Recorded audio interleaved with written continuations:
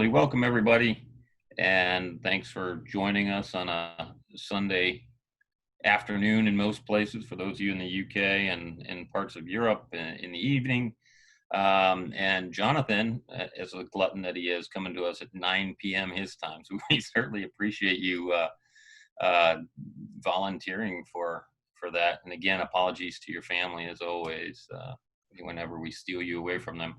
They had an easier season this year, though. So, Yeah, it's a welcome break this year. Yeah. I've forgotten what it's like to stay home, actually. It's like, oh, yeah, I remember this, when you can't travel. But at any rate, Jonathan Meyrav joins us today, coming to us live from Israel. He is, of course, the tourism director at the Israel Ornithological Council. He is owner-operator of his own private tour company, Jonathan Meyrav Birds and Birding, and he is the co-founder of an incredible event, the Champions of the Flyway. I remember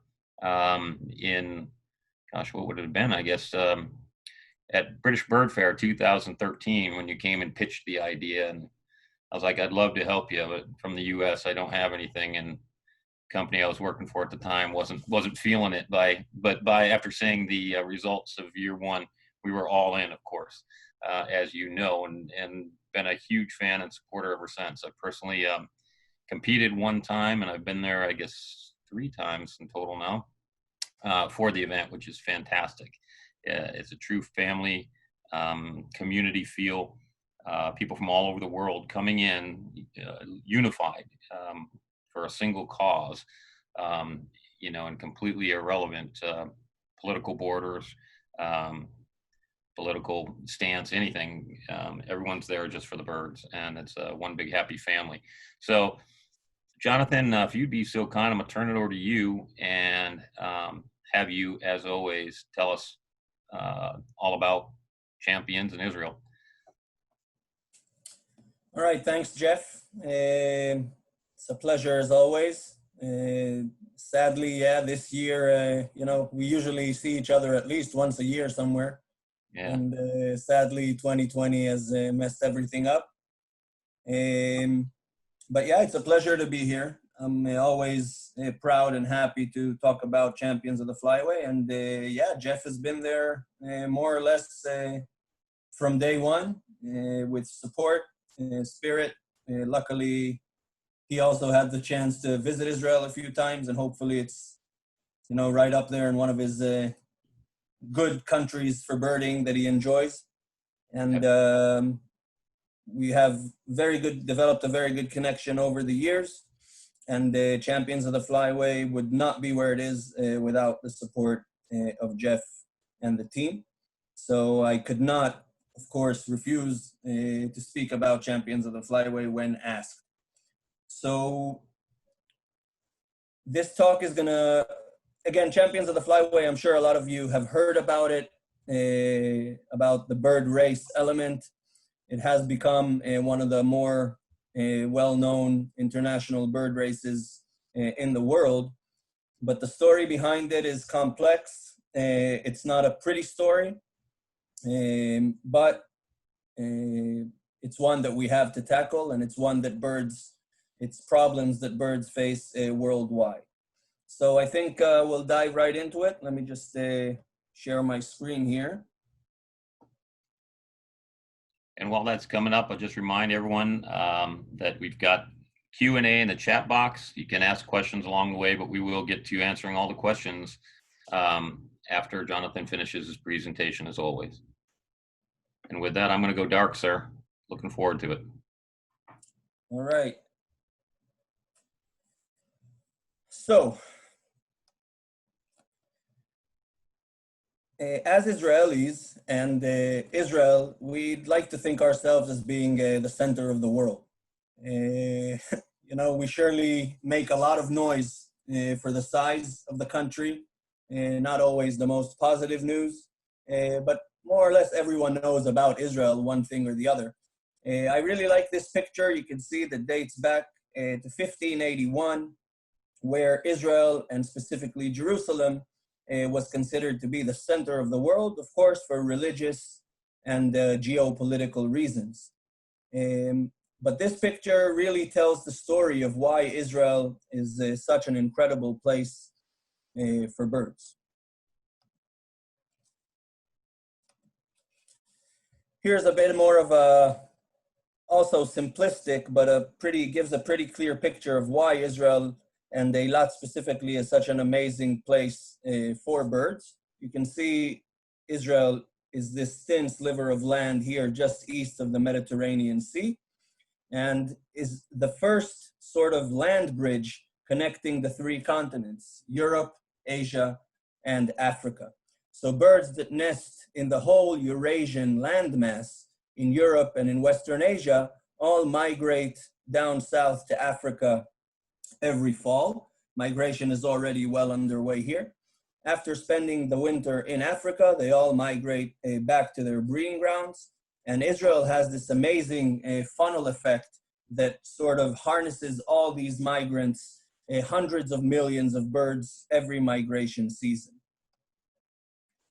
And indeed, when you think about Israel, especially in birding circles, these are the sort of images that come to mind. This is a small part of a flock of 14,000 white storks that landed in the Jordan Valley in northern Israel a few years ago, around late August. Flocks of storks start making their way south to Africa right now as we speak. They're leaving their breeding grounds and gathering together in flocks and slowly start migrating south towards Africa. And Israel is a crucial stopover site on their journey south, because once they arrive, they fly south from Africa, spill into the Rift Valley, and then work their way along the Rift Valley, the Jordan Valley, into Israel. And when they arrive here, specifically to the Jordan Valley, from a bird's eye view, they look south and they see that that's it for water and for greenery. They look south, they just see this big arid desert. So Israel, and specifically the Jordan Valley, is a crucial stopover sites for these flocks. It's their last chance to sort of fuel up before starting their way down south. This is another group of storks just as they had taken off. This is shot from Israel looking east. You can see the mountains of Jordan in the background. And these birds are slowly starting to work their way to Africa. Another iconic site in Israel, specifically in spring, is the massive Raptor migration through Eilat and the Eilat Mountains. This is a typical picture of honey buzzards in this case.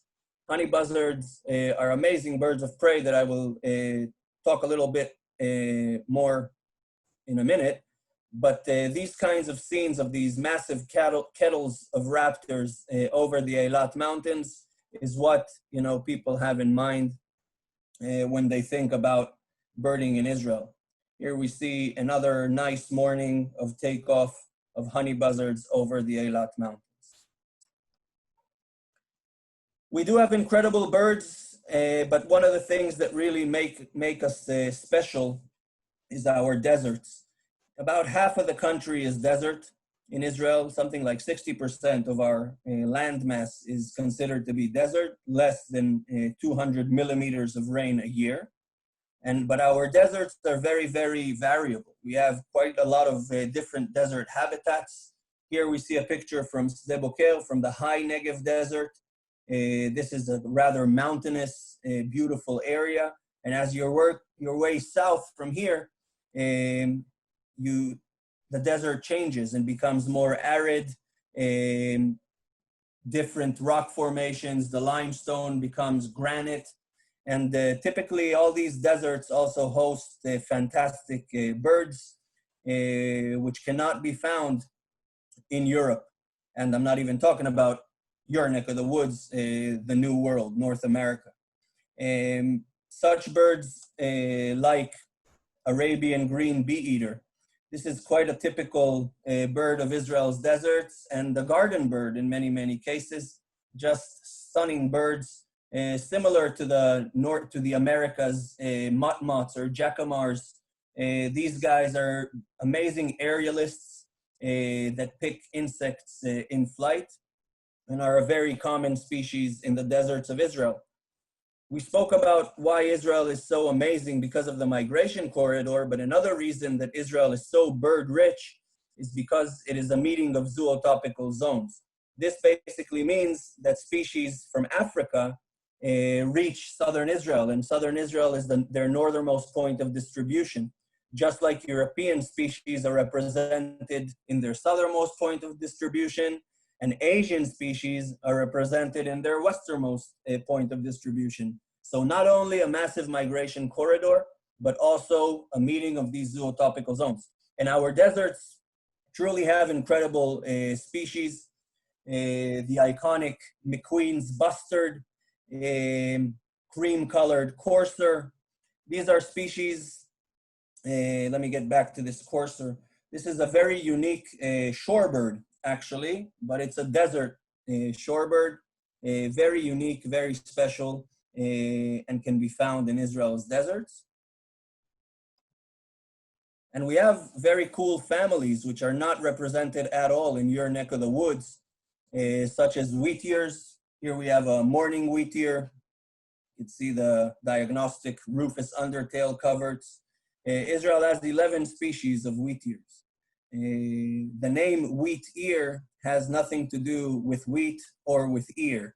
The name wheatear is actually deprived from an old Celtic word for white rear or white behind, because most of these birds have this diagnostic white or black and white tail pattern.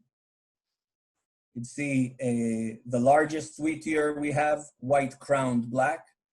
And this is another special family of birds that we have, Sangraus.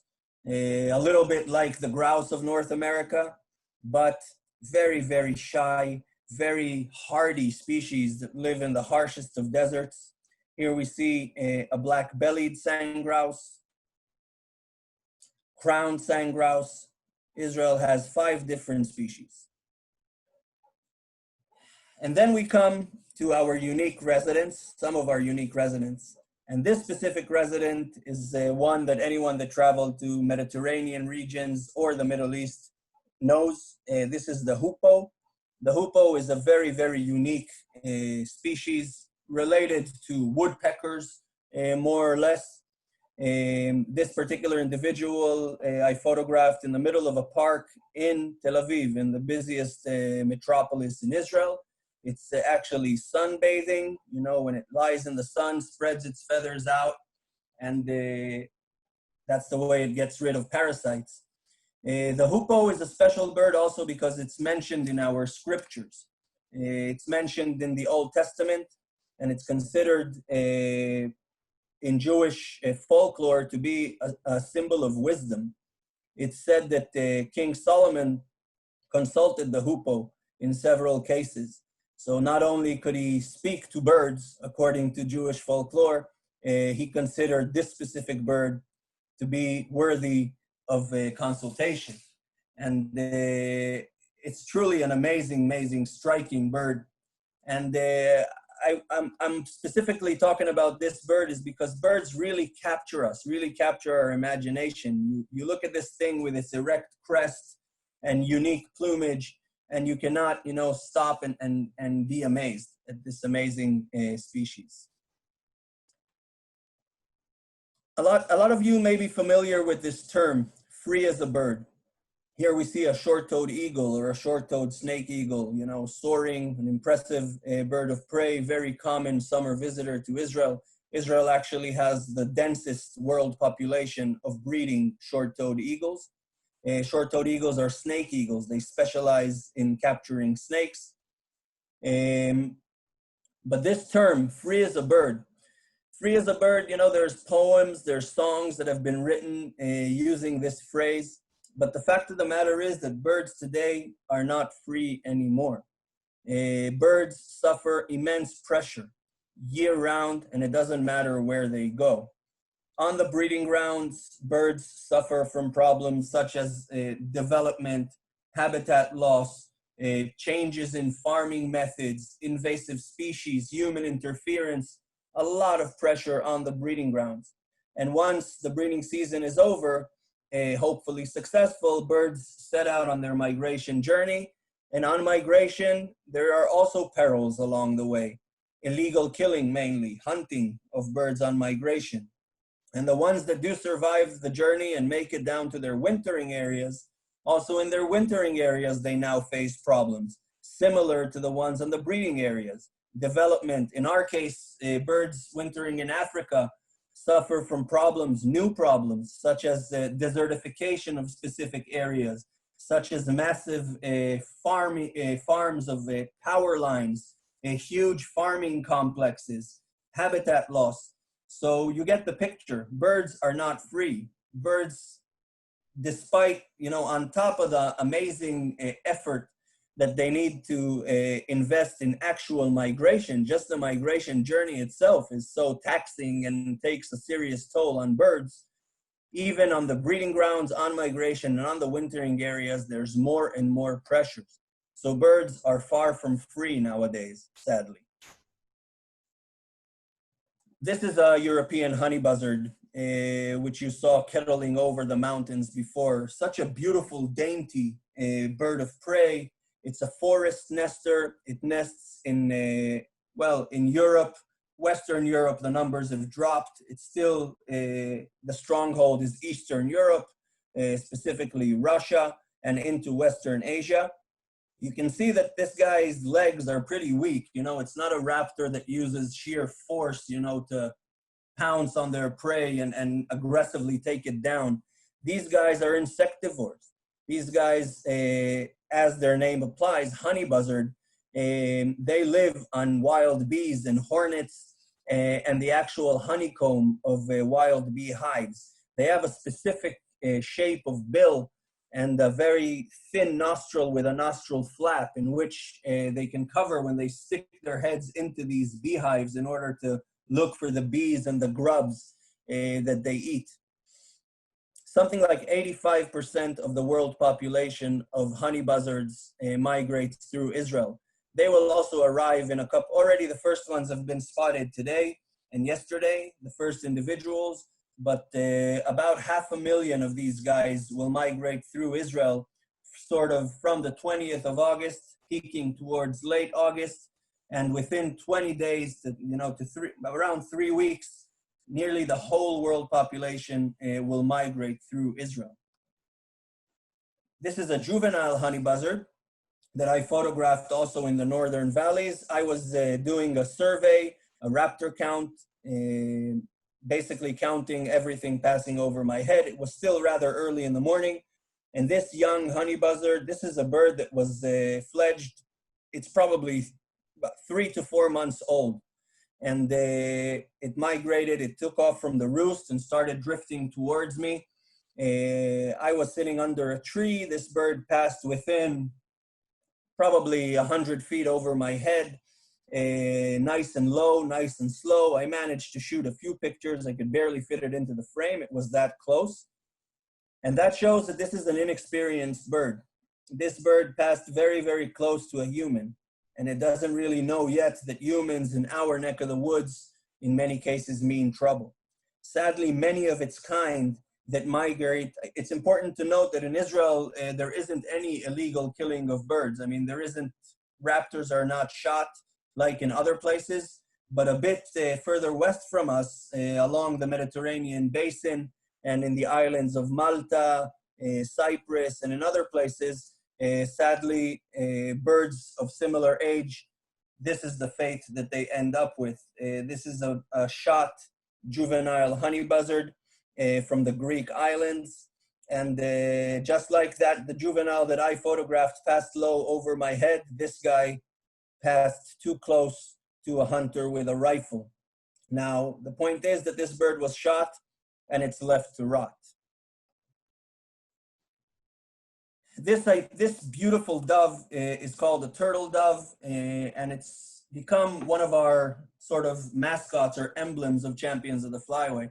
I'm actually wearing the turtle dove shirt. You can see, are you a Flyway champion? This is an illustration of this magnificent species. And you can see this quote From the Song of Solomon, the flowers have appeared in the countryside. The season of singing is come, and the cooing of the dove is heard in our land.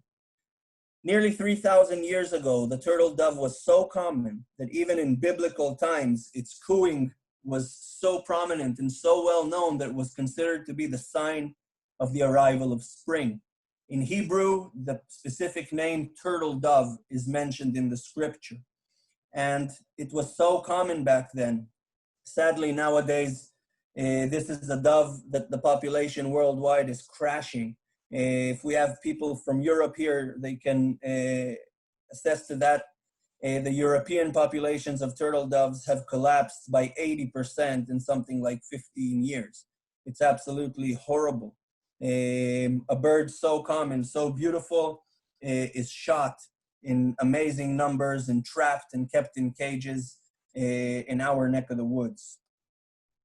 Which brings to mind this species that our American friends know well, the passenger pigeon.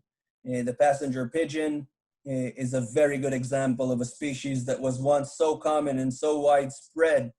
Flocks of 1 million individuals would migrate and pass. And when the flocks would come, villagers and people would run out with everything they had, even very primitive things like sticks or stones or slingshots, and would just harvest thousands and thousands and thousands of these beautiful doves until the last one died in the Cincinnati Zoo in 1924. Sadly, we really hope that the turtle dove will not be the modern day passenger pigeon. Whoops, sorry. Today, illegal killing is one of the biggest threats that birds face. We can see a red-backed shrike here, which is caught on a horrible trap called a lime stick. Lime sticks are very, very common in places like Cyprus, Malta, the Greek islands, and other places around the Mediterranean basin. We're basically talking about a very thick solution of glue, which is smeared on branches. The bird lands on the branch, sticks to it, tries to take off. In many cases, it breaks its legs, and it just waits there for the hunter to walk by, pluck it off the stick, and stick it in a bag. And sadly, this common practice is a very, very big problem in the Mediterranean area. The stats are truly frightening. The illegal killing of trapping of birds is a common practice in many places, and amazingly enough, it's still a common practice in 8 members of the European Union, which is crazy to think. You know, there's strict rules, there is enforcement, the countries are modern, and yet this goes on. An estimated, 35 to 45 million birds are illegally killed every single year. These are numbers that we know. These are numbers that are backed by data. The numbers may be much higher than this. We're talking about tens of millions of birds. But the most important thing to note is this bottom bullet, that most illegal hunters are really not bad people. They just don't know any better. It's a matter of education. This problem is not limited to our flyway. You can see the Eurasian flyway here. Here are birds leaving Europe, making their way through Israel down to Africa. Here you can see your Atlantic flyway. And in the Far East, we see India and the Far Eastern migration corridor. Along all of these migration corridors, there is illegal killing of birds. In some places, it's well known, in others, less so. In our neck of the woods, sadly, it's quite a rampant problem, but we know that there's serious problems, for example, in South America, places like Cuba, around the Caribbean, and like I said, in South America, there's places in the wintering areas of waders, for example, Brazil, other places, birds are illegally killed in huge numbers. This is something that affects bird populations worldwide. In some places, it's addressed, in others, less so. So it's really, this story that I'm telling is relevant to our neck of the woods, but also relevant to some extent everywhere else. I mentioned education, and everything indeed starts with education. This is a shot that, a picture that is taken off a tourism brochure that promotes a specific lodge in the Philippines. They actually promote their lodge using this weird collage or photo montage, using stuck species which are not even native to the Philippines, but the children with the slingshots. I mean, this is their way to promote tourism. This is their way saying that it's all right to walk out with a slingshot to the woods and to shoot birds. I don't know how many of you have traveled in places like Vietnam or parts of Thailand, where you can go into a beautiful primary forest where you expect it to be teeming with bird sounds, and the forest is absolutely silent. There are no birds. And the ones that are there keep a very low profile because hunting, illegal hunting, is a serious problem. This is my daughter, Ofri, my oldest daughter.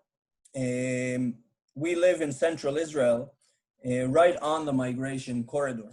And one of the things that Ofri and her brother and sister enjoy very much is to wait for the flocks of storks to arrive. This should happen any day now. And there's nothing more exciting than I'll be sitting in the house and one of the kids will run into the house and say, Dad, they have arrived. And we'll go out and enjoy these magnificent flocks of storks together. Talk about how, life goes on, and here another year has passed and the birds are here like clockwork, right on time. Migration is really humbling, educational. There's so much you can teach children through this phenomenon of migration. And first and foremost, respect and beauty, to respect nature and respect birds. But kids of similar age, just a few hundreds of miles north of where I live, this is a picture from Lebanon of young children portraying an incredible black vulture, or a cinereous vulture, one of the largest birds of prey in Europe. And here is an individual that they are proudly displaying after shooting it. This kid, does not know any better. He was encouraged by his father or his parents, given a rifle, and told to go out and play. And sadly, this is the situation in many places around the world. No one is spared. This illegal trapping and hunting affects all birds, everything: raptors, water birds, quail, partridges, of course, the classic game birds, woodland birds. But really the problem is these smallest birds, warblers and buntings and sparrows, like the shrike that we saw before. These are birds that are harvested regardless of the species, using primitive traps, the lime sticks, stone traps, mist nets, which are available to anyone who needs them nowadays. And sadly, these little birds are stacked up and sold as finger food by the pound. There's a thriving black market of millions of dollars for these small finger food birds, for these warblers. It's illegal in Southern Europe to eat these birds, yet there's a market that smuggles them in, and that's what feeds the beast. It's a serious problem. Well, you get the picture. I'll skip this horrific shot, but this is wide open on Lebanese Facebook pages. Things like cranes or bustards, or the critically endangered sociable lapwing minus its head. This is barbaric, and it's horrible, and it's taken a toll. It's really a matter of tradition versus conservation. I mean, people in many of these countries are hunting now. It's because they accompanied their parents when they went out hunting. They followed their grandfather around collecting, the used pellets for refill. It's something that they have grown into. These children and hunters in these places, you or I go out and play basketball or go hiking, and these guys, this is their pastime. They go out to the woods and they just hunt and kill. Two iconic species. On top, we see the Eurasian blackcap, one of the most common warblers in Europe. And below, we see the Ortolan Bunting. The Ortolan Bunting is a specific sad story. This is a bird that is considered to be a delicacy in France. A dish called Ortolan, basically a French gourmet dish. And there are some, it's illegal to catch Ortolan buntings and to sell them and to eat them in France. Yet, if you go into restaurants in rural areas in southern France, you can still find Ortolan buntings. They're not on the menu, but with a wink of an eye, you will be offered Ortolan, which was illegally killed and smuggled into the area.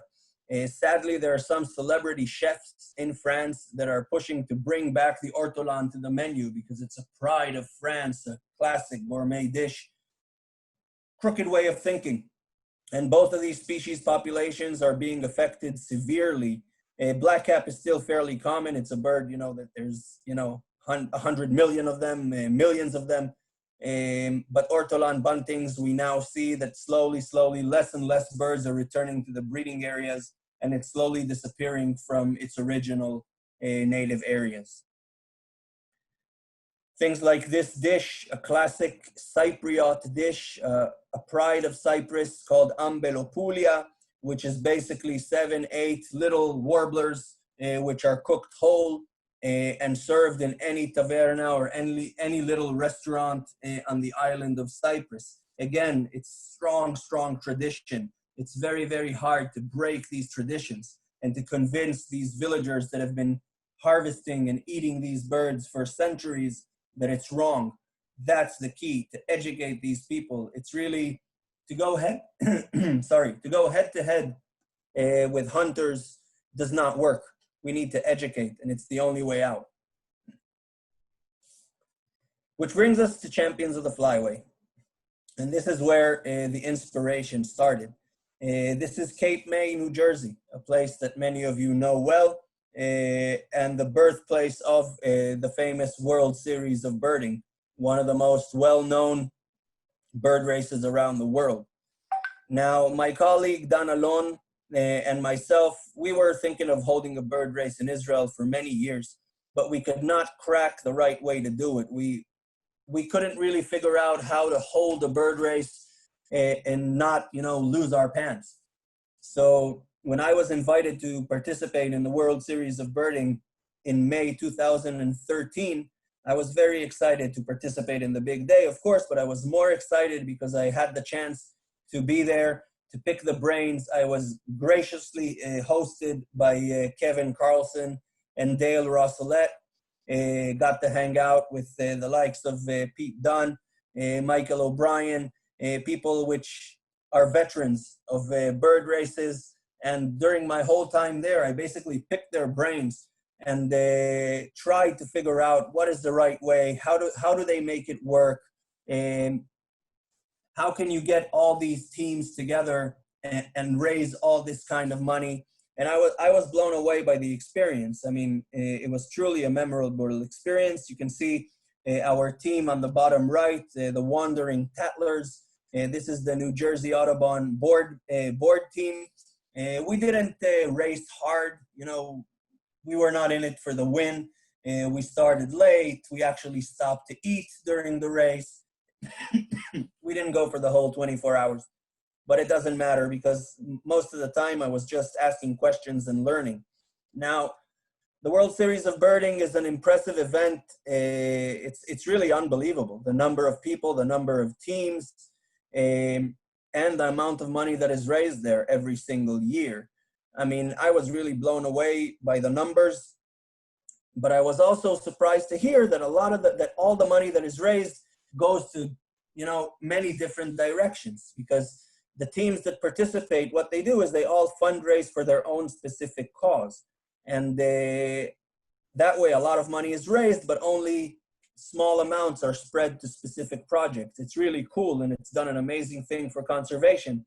But that was one of the things that we thought that we can change when we bring a bird race to southern Israel, because there is no better way to showcase Eilat, to showcase our migration corridor, our amazing species. You can see a steppe eagle with steppe buzzards on migration, a flock of herons resting in the desert, and a white-eyed gull, which is a Red Sea endemic, the best of all worlds in southern Israel. And that's how Champions of the Flyway came to be. Jeff mentioned August 2013, and indeed that was the time when we came to the British Bird Fair that year. Dan Alon and myself first visited the offices of BirdLife International in Cambridge, sat with the CEO at the time, Marco Lambertini, and presented him with the idea of a bird race for conservation in Israel. He said it sounds like an amazing idea. He said he thinks that he was a bit skeptical if it can work, but he said BirdLife will support you, and that's how Champions of the Flyway came to be. We started with an idea, a very, very small team, and a lot of perseverance and personal connections. Just like I hassled Jeff that he has to help us and he has to come, I hassled 50 others and told him, look, I'm not taking no for an answer. You have to come to Israel because we have something really, really cool going. The model is pretty simple. Every year, we choose a specific conservation cause. We choose this together with BirdLife International. BirdLife has all the data. It's a partner organization that has partners in over 100 countries around the world. We are officially BirdLife Israel. We are the partner in Israel. And together with BirdLife, we look at the data and we see, okay, this place needs help. Here, the stats are horrible. And together we sort of a steering committee and we choose a specific partner. This partner has to be a capable NGO with a clear program of what to do with the money. We basically approach 3 different partners and tell them, look, if we give you $40,000, please give us an action plan of how you can tackle illegal killing of birds or tackle specific problems. And then we choose a specific cause, a specific place, teams of birders that register, start raising money and spreading the word. Now, all the money that is raised by all the teams communally goes to that one conservation action. But it truly is a bird race with a difference. I really like this picture. It sort of captures the essence of the race. I participated in bird races around the world, World Series of Birding 6 times, 5 times, Costa Rica, various other places. And the bird race is not always a very friendly thing. You know, it's pretty fierce competition. Champions is not like that. Here we see a team from Cape May with Tom Reed in the foreground. And then we've got a team from the Netherlands and a team from South Africa. 3 teams side by side along the road in the Eilat Mountains, just enjoying migration together, sharing species, sharing knowledge. Every team that signs up, like I said, gets an online fundraising page. Here we see the amazing Women in Step team, which we will get back to.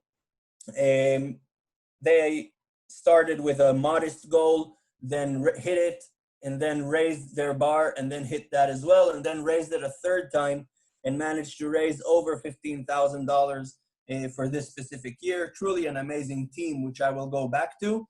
But you get the idea. This fundraising page is something that the teams spread out to their crowds. And we basically market the cause, the conservation cause, through individual crowds. That's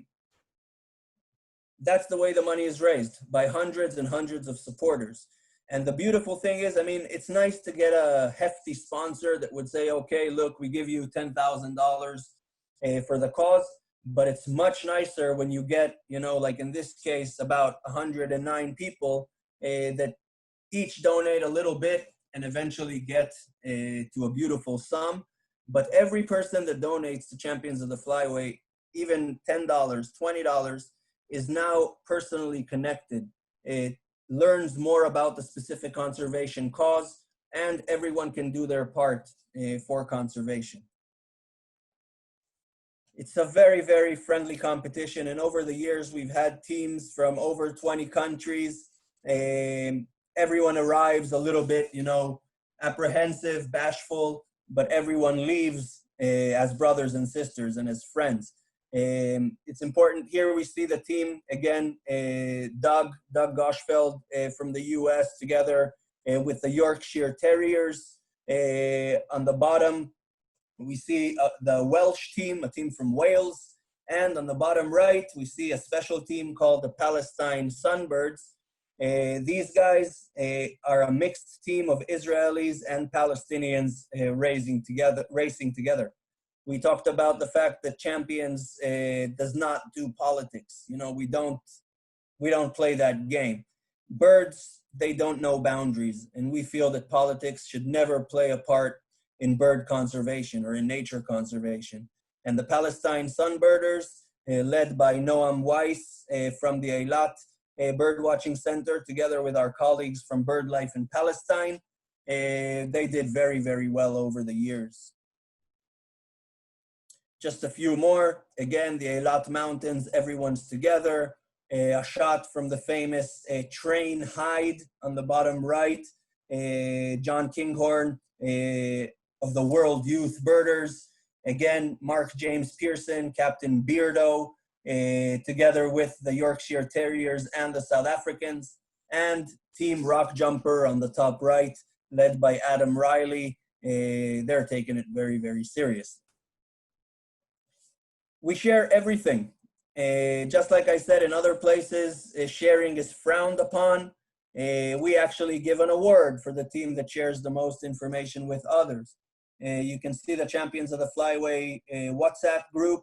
We share everything, even a police trap. Here, Yoav sharing a police trap in a white Toyota in Yotvata. So everything is very, very friendly. A little bit of a pinch to see this message from Bill Thompson III that passed away around Champions of the Flyway 2019, just over a year ago. But you get the picture. It's a very, very friendly race. Our overall cause is to stop this illegal killing of birds, and we'll do it one place at a time. We started with a project in the Batumi bottleneck in Georgia. The following year, we worked with BirdLife in Cyprus, Greece, Turkey in 2017.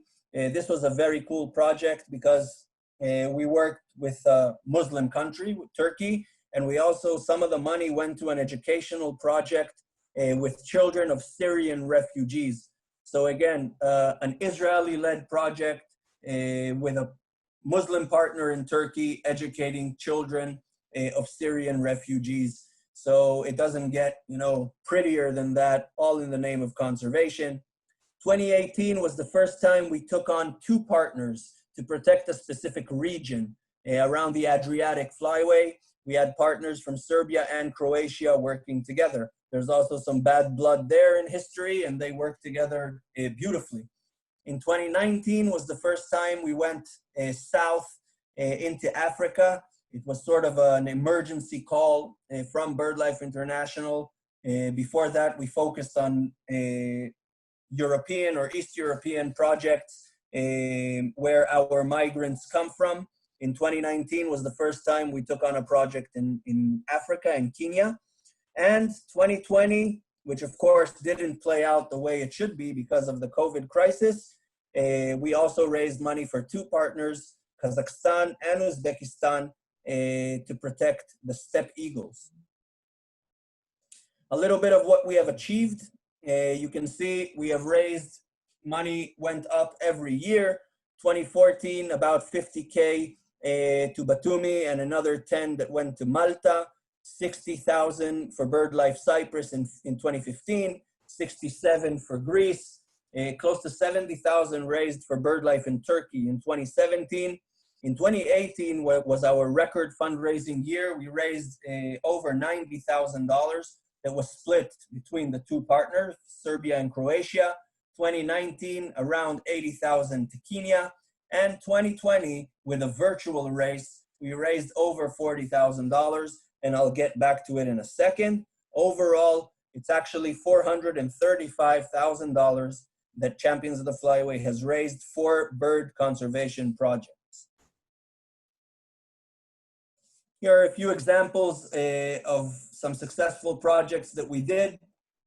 We can see the school children in Georgia. The money that was raised from Champions of the Flyway basically was invested into a project with 20 schools around the Batumi area where children went out in the field. We feel that educating the younger generations is the way to go. They can educate their parents, and our generations have sort of messed up already. So it's really up to these youngsters, to keep the flame and to protect what is left. In Greece, the money was put into a nationwide art contest between schools where children had to draw pictures of birds that they know. And through that, they learned about birds and birds conservation. A few more achievements over the year. Not only do we raise money for specific causes every year, but we raise awareness. We put a spotlight on specific problems that go on in specific areas. And these projects get worldwide exposure. A lot of people don't know that quail are hunted, industrially in the Adriatic, or they didn't know that in Cyprus, over 1 million birds are caught with lime sticks. And awareness is power. The second point is very important. It's more of an internal thing, that when an event that involves bird watching makes so much noise and buzz and social media reach, this convinces decision makers within the country that it's worth investing in ecotourism, in birding in open spaces. Today, people think, decision makers think that, all right, we'll take $10 million and build a new shopping mall or water park or this massive infrastructure somewhere. They don't realize that there's so much potential and beauty in just the open spaces, just to leave them as it is and protect them. And with this massive exposure of birding related projects, it's easy for us to convince decision makers, that this is the way to go. We're very proud that Champions is inspiring similar projects around the world. There's now a bird race in the Netherlands, which was inspired by Champions. We're working on one in China, hopefully. Fingers crossed. They have some serious problems. You get the picture. And again, the Flyway family effect. People that participate in Champions of the Flyway become friends. And these friends start working together and start networking well beyond that week that they spend in Israel. And it's really, really cool because we've created all kinds. Champions has created friendships and created partnerships and work relationships with conservationists all over the world. Again, the no politics, the cross-border cooperation, Palestinians take an active part in Champions. We'd like to work with more Muslim countries, but some of them just don't want to play. The bottom line is that we feel that politics do not play a part. An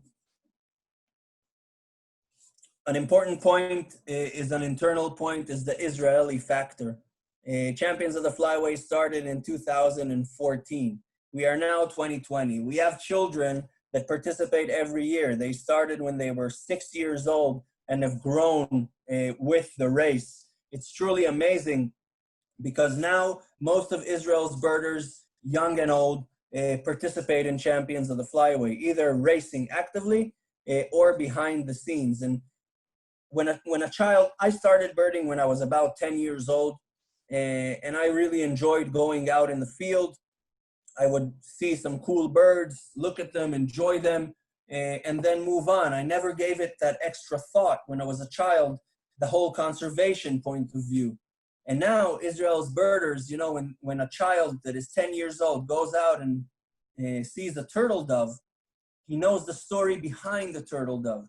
He knows the conservation crisis. He knows that we have to protect these birds.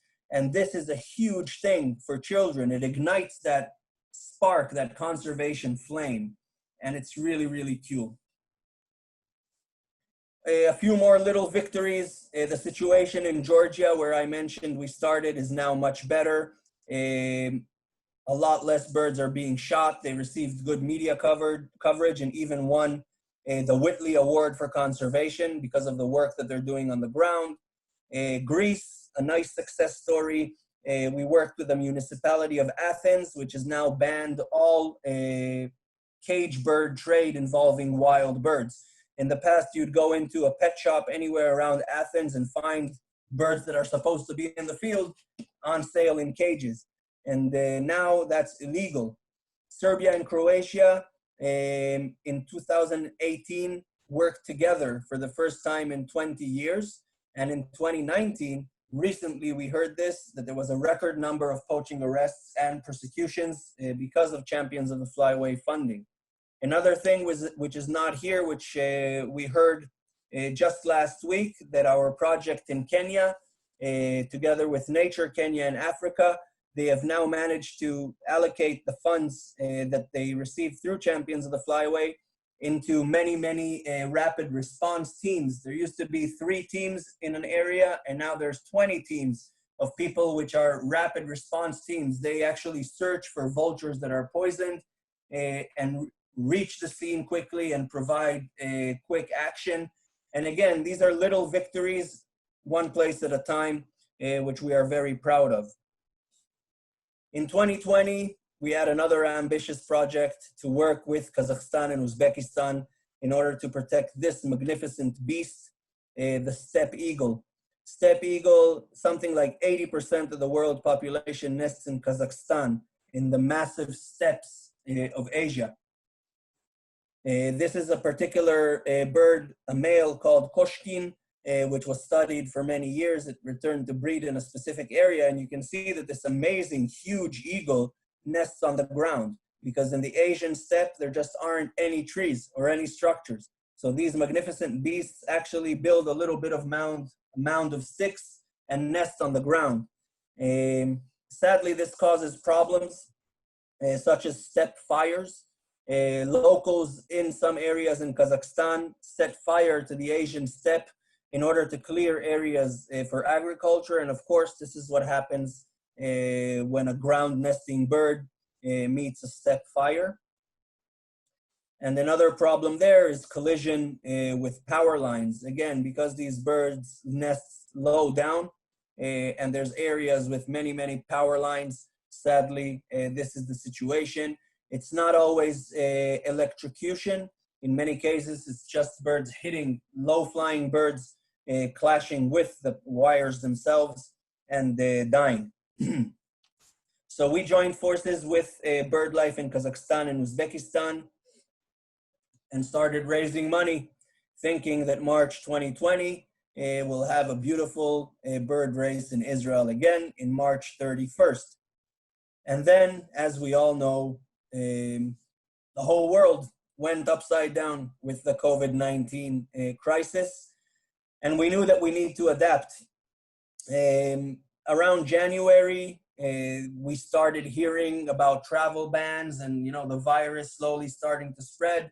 We could not imagine that it will be where it was. In February, it became clear that our international teams will not be able to come to Israel, but we were still optimistic that we'll be able to hold a bird race within Israel with our Israeli teams. And then March, and the virus hits Israel as well, and Israel goes into lockdown. And that was it. We knew that it's not going to be a regular year. The easiest choice was to, abandon it altogether. We thought about, all right, we'll take a year that we'll skip. Very sad. And remember, this is already after fundraising for a good few months. So we were at a dilemma. And that's when the idea for a day of solidarity came. It actually originated from our friend from Canada, Stu McKenzie, from Team Canucks that participated in Champions in 2019. Him, together with Mark Pearson, myself, some others, we said, all right, let's try and make, conservation lemonade from these lemons that have been handed to us. And we decided to take March 31st and turn it into a day of solidarity. a day in which we will ask birders all over the world to go birding. The whole world was on lockdown, or most of it was. So we said you can be birding from your garden, from your window, from within the 100 meters that you're allowed to walk around your house. Anywhere you can go out on March 31st and go birding, we encouraged people to do so. We updated our Champions of the Flyway website. You can see 3 simple steps: form a virtual team, spread the message that you're going to be birding on race day, and do some birding. And basically, that's what happened.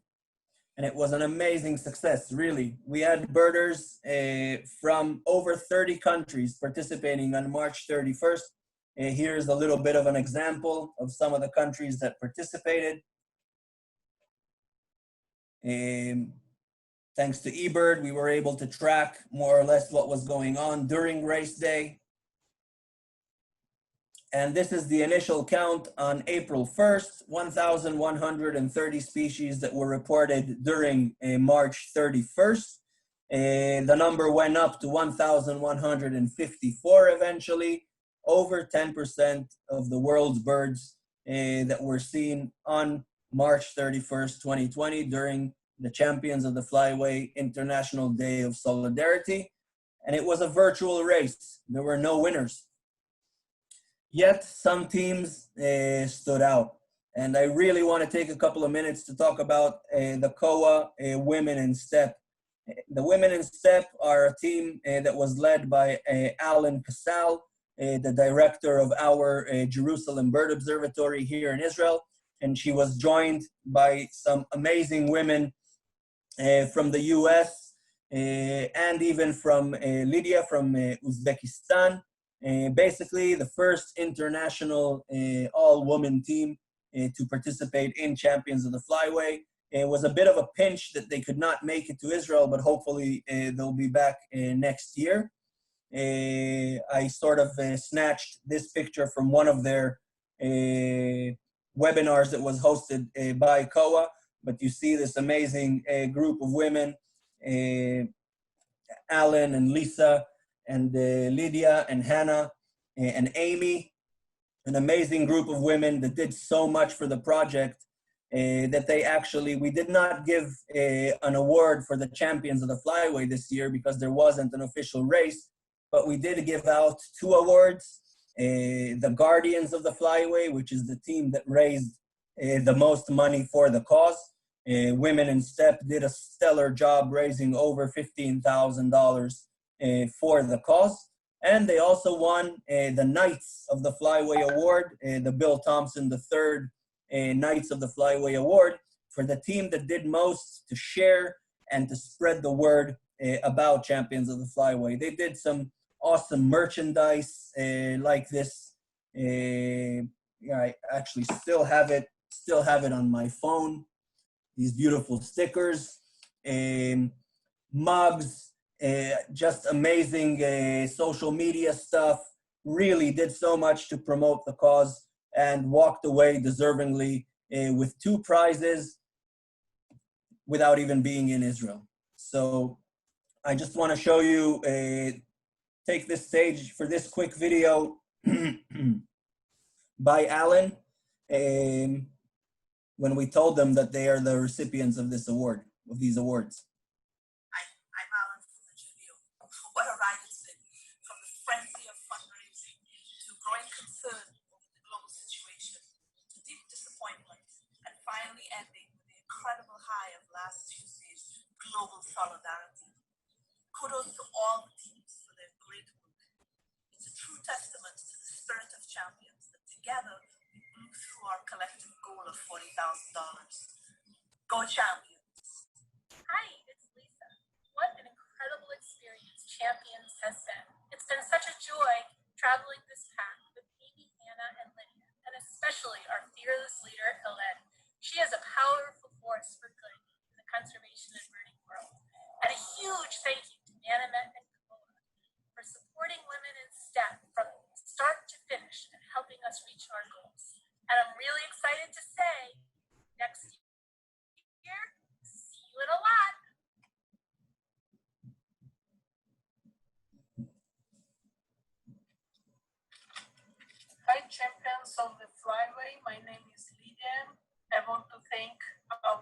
sponsors, Kowa and Thunderbirds. I want to thank my team, Ellen, Amy, Lisa, and Hannah. Thanks, everyone.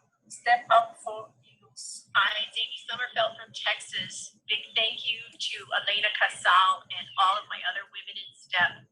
It was a privilege to help raise money for STEP Eagle Conservation. And we want to thank Wonderbird for our shirts and their sponsorship. Hey, it's Hannah and Mina, and we're here on the Oregon coast in the United States. And I want to give a huge shout out to all the women that birded with us in solidarity this year. And next year, we'll see you in a lot. Finally, Women in STEP, on behalf of all the teams, would like to take our hats off to Dan Alone, Jonathan Meyrav, and Mark Pearson for being the power behind Champions and making this all happen. You guys rock. Bravo. And to everyone else, see you next year. All right. Really touching, amazing team, and I really hope to see them here soon. The bottom line is that despite not having a race, we managed to raise over $42,000 for Steppe Eagle Conservation. Champions truly has become an amazing thing. I mean, from this humble beginning in 2014 with not many people to 32 teams in 2019, 180 birders aged 6 to 82.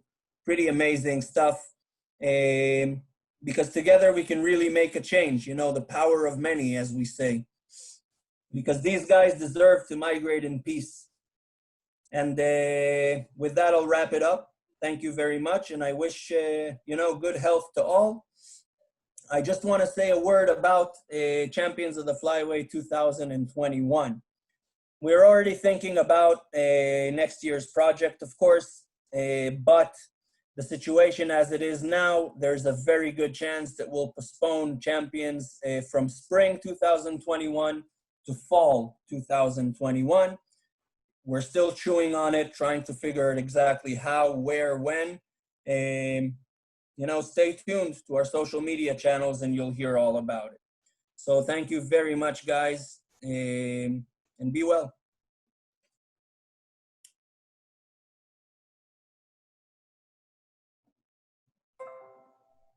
Thank you, Jonathan. I truly appreciate you taking the time and coming to us at this late hour in particular.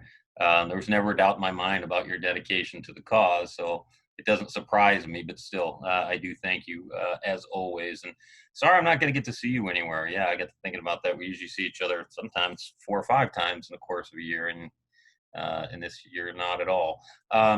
Exciting stuff. So anyone that has any questions, we'll keep the Q&A and chat going. I had wanted to add a little bit in the interim while waiting for some stuff to come in here. This is not an isolated issue. We went through similar things here in the United States, of course, early on in our own conservation phase, back in the early 19th or late 19th century in particular. Things got real hairy with the wading birds in the Everglades being hunted for women's hats, and the heath hen, the Carolina parakeet, and the passenger pigeon in particular being gunned out of the skies from incredible numbers to arguably the most populous bird in the world to being dead.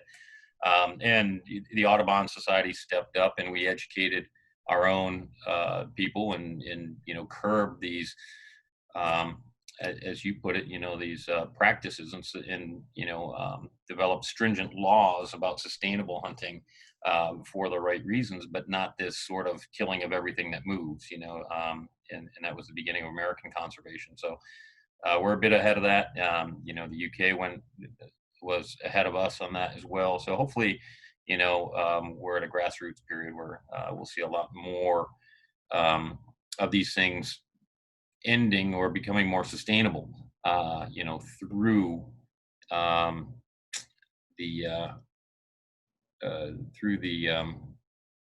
the conservation movements that you're starting. We do have a question about, had you heard about the news about turtle doves in France, that it's now legal apparently to shoot turtle doves in France? It's not now. I mean, it's legal to shoot turtle doves in France for years. The thing is that the French government issued a specific permit for 18,000 individual turtle doves to be shot throughout the hunting season. It's horrible, but there actually is a sort of a conservation roar now within France, including the French BirdLife partner trying to contest this and to educate people about why they should not shoot turtle doves. So it's still in the works, but at least there are people that are contesting it, which is also a new and positive thing. Yeah, it's it's especially crucial when there's such a sensitive species that's obviously crashing. Let's see. Can you tell us about jointly working with the Muslim countries and Israel and Champions of the Flyway from Ron? Was curious to know more about that. Yeah, so Champions of the Flyway, we work on a regular basis with the Palestinian BirdLife. They're called the Palestine Wildlife Society. There's actually a bit of a thrive in conservation within the West Bank, specifically in Palestine. There's some pretty strong conservationists. The thing is that many of them are not comfortable working with us because they are sort of intimidated from within and are seen as it's not very good for them to be seen as working tightly with Israeli NGOs. From our end, like I said, we're happy and willing and welcome working with anyone. Even countries like we have official peace with, like Jordan, for example. Jordan has an amazing bird observatory in Aqaba, within half a mile from our birding center in Eilat. And we do a lot of work under the table, but officially it's still hard for them to portray that they're working with an Israeli partner. It's a sticky political issue. I must say that from our end, we're completely open. It's one of my dreams to work with Egypt, for example, because Egypt has a severe problem of poaching and do have some capable NGOs. So a lot of work is being done behind the scenes. Social media is a beautiful thing. I also consult friends, even in Lebanon, where poaching is very, very bad, but there's a raised awareness and a new movement of conservationists. So we do what we can. Right. And then I had a question for you as well. I noticed you keep referring to the Arabian green bee eater. And it seems to me, at least, I'd always known it as the little green bee eater the last time I was there. Is this a more recent change, or is it just a different name for the subspecies based on which taxonomy you're following? It was split. The Cyanophris subspecies, the one with the blue face, the ones that you see in Israel and Jordan, is very, very different than the ones in North Africa further down. So now there's the African green bee eater, which is Cleopatra, the North African subspecies, and our subspecies, Cyanophris, which is actually endemic to Israel and Jordan, is now Arabian green bee eater. No more little. I need to update my my life list. I really liked what you guys did with the long spur. That's pretty cool. Oh yeah, yeah, it's happening now. So it's always changing, Let's see. Oh, Lisa is on. Lisa, do you want to? Let's see here. How can I do this? Lisa, let you talk. Lisa asked, do you think Women in STEP will inspire more women to participate? And that's a really good question, actually. And can you expand a little on, the women movement such as it is, and the youth as well? I wish, I think that birding is still very much, I must say that in the US, it's quite diverse. I mean, when it comes to men-women ratio, in Europe, less so. In Israel, we have a very nice movement of up-and-coming young women bird watchers. I think what Women in Step did is pretty freaking awesome. And, you know, girl power, I'm all for it. I hope it will inspire, and you know, the more the merrier. I think it's awesome.